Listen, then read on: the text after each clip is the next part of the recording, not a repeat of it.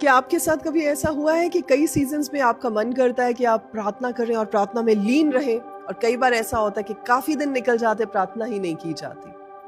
ये कोई spiritual laziness नहीं होती है, ये एक स्पिरिचुअल कंडीशन है जिसे पहचानना, डायग्नोस करना और फिर उसे ब्रेक करना बड़ा इंपॉर्टेंट होता है। अगर किसी को आदत पड़ जाती है बिना प्रार्थना की जिंदगी को जीने की, कंफर्टेबल हो जाते हैं, तो ये एक प्रेयर कंडीशन है जिसे ठीक करना जरूरी है। सबसे पहली रीजन, जब गूंगी और बहरी आत्मा अटैक करती है। प्रोवर्ब्स 20 के 12 में लिखा है कि सुनने वाले कान और देखने वाली आंखें दोनों परमेश्वर ने बनाई हैं।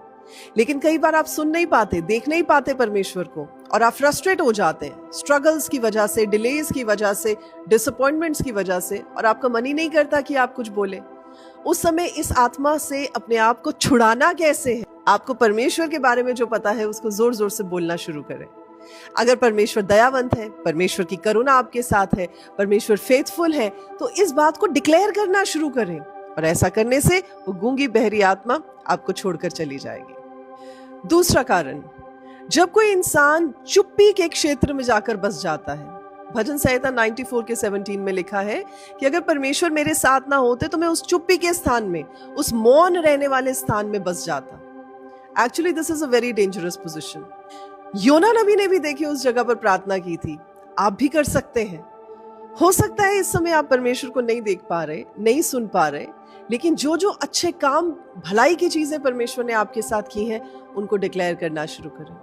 उन टेस्टिमनीज को रिपीट करना शुरू करें, उनको बोलना शुरू करें जो आपने पहले देखी हैं। जब आप परमेश्वर के पुराने अच्छे कामों को भूल जाते हैं तो आपकी स्ट्रेंथ लूज हो जाती है, लेकिन जैसे ही आपको वो मेमोरीज याद आती हैं और आप बोलते हैं, आपकी स्ट्रेंथ रीन्यू होनी शुरू हो जाती है। तीसरा कारण है प्राइड, यानी कि घमंड। प्रोवर्ब्स 16:18 बताता है कि गिरने से पहले घमंड होता है। घमंड आपको बिजी कर देता है, आपके सक्सेस में बिजी कर देता है, आपके कामों में बिजी कर देता है, और आपको ये कहने पे मजबूर कर देता है कि आप ही सब कुछ हैंडल कर सकते हैं। लेकिन याद रखें, टॉप पे रहने का एक ही तरीका है, अपने आप को परमेश्वर के सामने दीन करें। ब्लेसड होते हैं वो लोग जो अपनी प्रार्थना में समय बिताते हैं, और सफलता में भी सबसे सेफ जगह वो होती है जहां पर आप दीन होते हैं, परमेश्वर के सामने नम्र होते हैं। तो आज इस बात को डायग्नोज करें कि आपने प्रार्थना करनी क्यों बंद कर दी।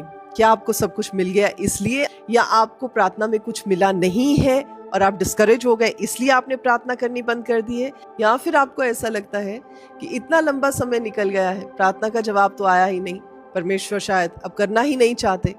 सो जो भी रीजन है उसे डायग्नोज करके उसे ब्रेक करें